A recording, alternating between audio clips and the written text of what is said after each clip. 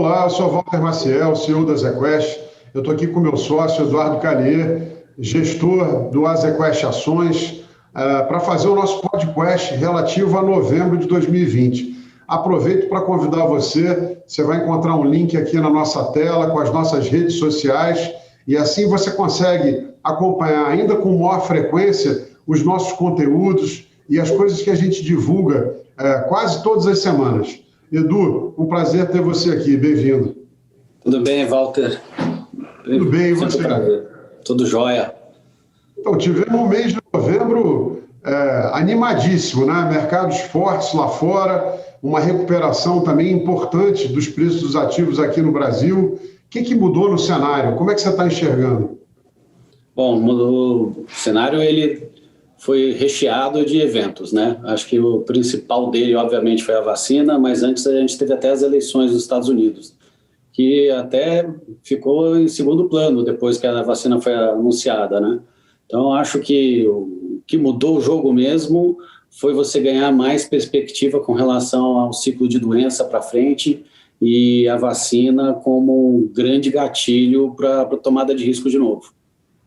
Sim, a vacina acaba eliminando, né, aquele risco de cauda, não só da questão sanitária, da questão humanitária, mas também em relação a se os países teriam que fazer muito mais esforço de auxílio à população, aumentando endividamento fiscal, não só aqui no Brasil, mas ao redor do globo, né? E junto com isso, eu não sei se eu poderia, se você classifica assim, mas eu poderia chamar de Black Swan, de você não ter tido nem Trump, mas nem aquele Biden que a gente esperava empurrado mais à esquerda pelo Partido Democrata, né? Com um Senado com maioria republicana, você acaba tendo o melhor dos mundos, né? De extensão comercial, Estados Unidos liderando o globo com o soft power, mas ao mesmo tempo um governo menos intervencionista, né? Você tem razão. Acho que ainda falta definir a Geórgia, que a gente ainda não viu, né? Então, sempre cravar ainda essa interpretação que você fez era correta. Acho que isso foi um dos incentivos também para o mercado, apesar de ter esse viés aí de que dividido, por exemplo, o setor de tecnologia que estava acompanhando muito isso, né? Porque a regulamentação é um dos debates mais intensos. Ontem e hoje a gente teve até uma sinalização do CAD americano lá endurecendo contra o Facebook, que era em linha com essa preocupação que a gente tinha com a divisão do Congresso. Então, acho que a primeira interpretação ela foi feita da forma correta, mas não sei se esse Black Swan aí realmente ele ajudou a descomprimir um pouco do risco também. Mas acho que a história, que nem a gente citou, da vacina, ela foi muito interessante, porque não foi muito... Foi assim, um evento fora da curva para você tentar antecipar a vacina, né? Acho que é um desafio sempre como gestor tentar acompanhar esse noticiário, mas acho que é uma grande surpresa positiva ter vindo na velocidade e principalmente com a eficiência que ela veio, né? Então, acho que foi notícia positiva muito relevante. E aí eu acho que o mercado redesenhou totalmente o cenário para frente. A gente acompanhou um pouco esse redesenho, apesar de que a violência do movimento você sempre, às vezes, fica para trás, né? A gente teve uma performance que a gente acabou ficando atrás dos índices em novembro, dada essa reversão de cenário. Lembrar também que antes da vacina você estava piorando o cenário de doença tanto na Europa quanto nos Estados Unidos. Então, realmente, mesmo a vacina realmente mudou o jogo, dado que a doença estava piorando, né? Então, acho que a surpresa foi positiva e foi uma daquelas que a gente vai lembrar para o resto da vida também. O marco da vacina foi tão importante quanto na queda, né? Sim, quando a gente olha para a vacina, a gente começa a pensar no seguinte: tinha uma série de setores que as pessoas tinham receio de nunca mais se normalizarem ou de demorar muito para voltarem a se normalizar, como o setor de serviços, shopping center, turismo, uma série de outras coisas. E a gente viu, depois disso, uma recuperação importante das ações mais tradicionais vis-à-vis aquelas empresas de tecnologia ou e-commerce que vinham performando muito bem ao longo da crise. Mas também houve, Edu, uma valorização muito grande das commodities, né? Seja minério, seja óleo, e uma série de outras. Como você explica esse movimento? Os dois movimentos são correlatos?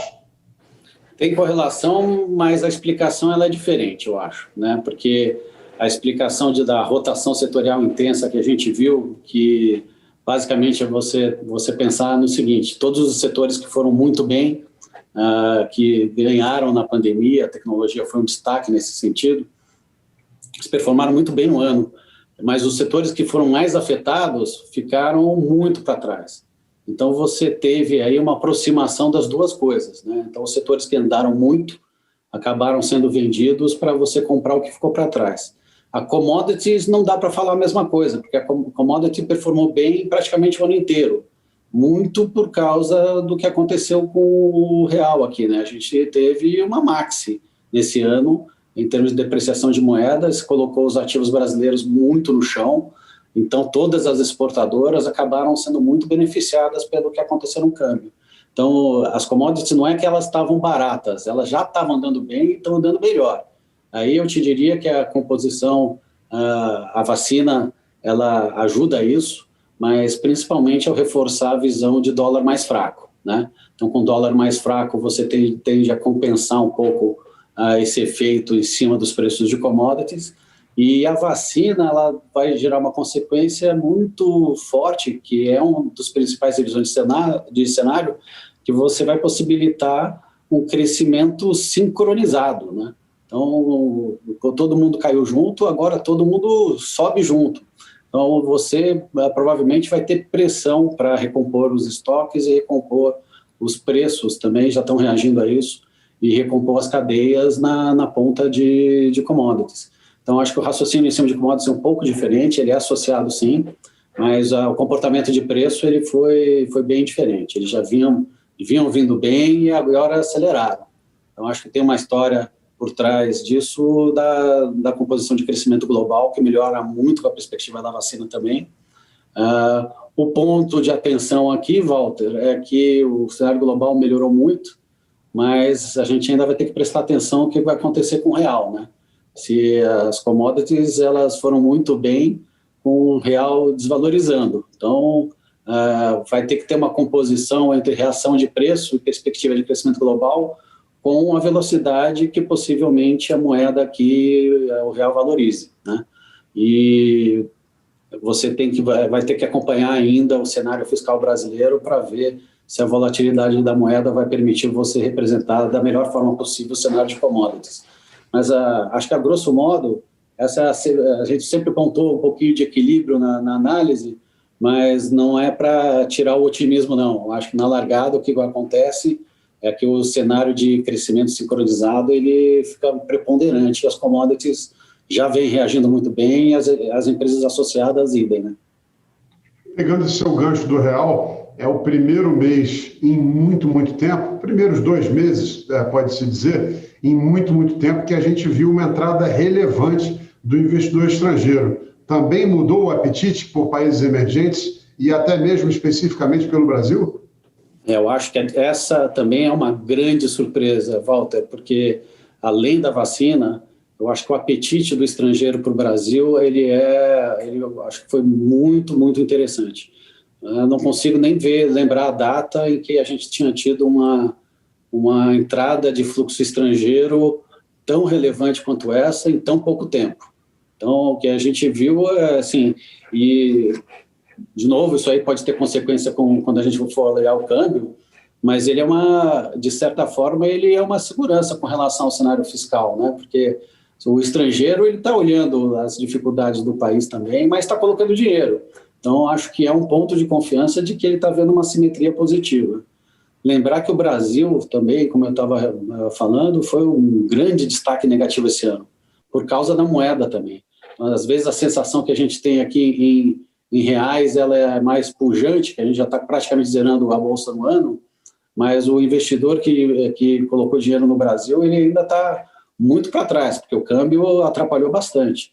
Então, se você continuar com esse fluxo, eu acho que a gente ainda deve experimentar uma bolsa forte ainda para frente. Ele confirma um pouco o cenário que a gente, de descompressão que a gente está comentando aqui, né? E, para terminar, eu acho que os nossos parceiros, distribuidores e investidores querem ouvir da gente como estão os nossos fundos de ações, falando das carteiras aí do Azequest Ações, dos Small Mid Caps, do Top. Que mudou? Mudou alguma coisa? Quais são mudou. As mesmas? Como é que nós estamos olhando para frente? A gente ainda gosta de todas as teses que a gente sempre comentou de médio e longo prazo. Eu acho importante dizer isso. Não dá para tirar o olho da bola do que a gente considera como estrutural em investimentos. A gente carregava uma posição já há muitos anos na casa ligada à tecnologia, principalmente e-commerce, como uma das principais posições. Eu acho que para o médio e longo prazo continua valendo.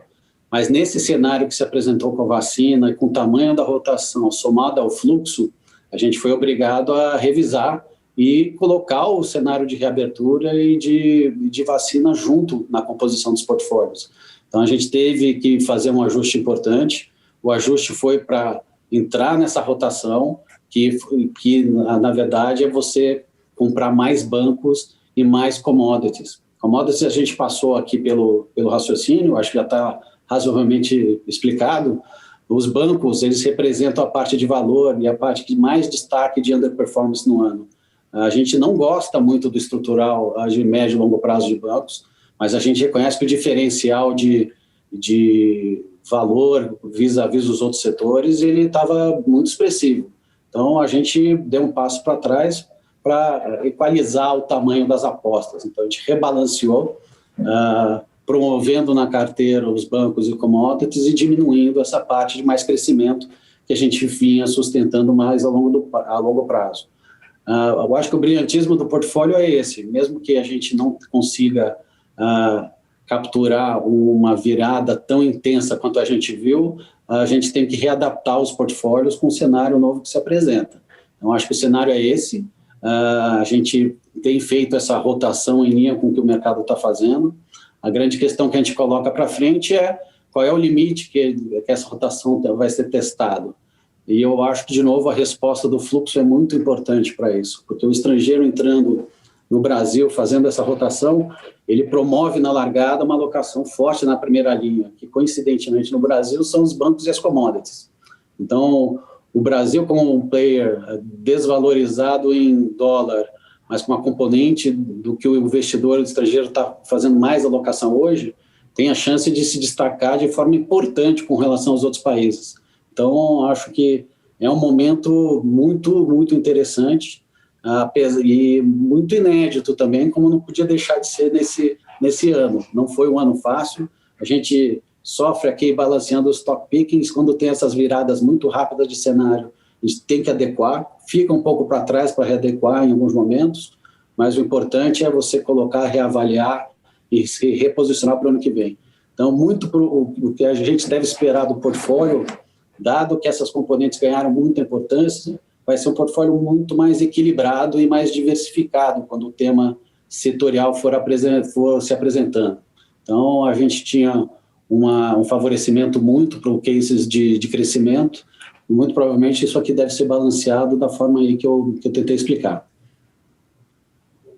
Bom, maravilha. Quero lembrar para os nossos parceiros, distribuidores, investidores, que apesar dos nossos fundos não terem tido um ano espetacular, olhando para o nosso histórico de longo prazo, o Azequest Ações, com 15 anos de histórico, bateu o Bovespa com uma auto-performance gigantesca, inúmeras vezes a performance do Bovespa, de todas as taxas, os Small Mid Caps igualmente, Top Long Bias também. Quando você tem fundos que conseguem, num período tão longo de tempo, bater os seus benchmarks com tanta margem, é natural que durante um certo período você possa ter uma flutuação onde você está abaixo.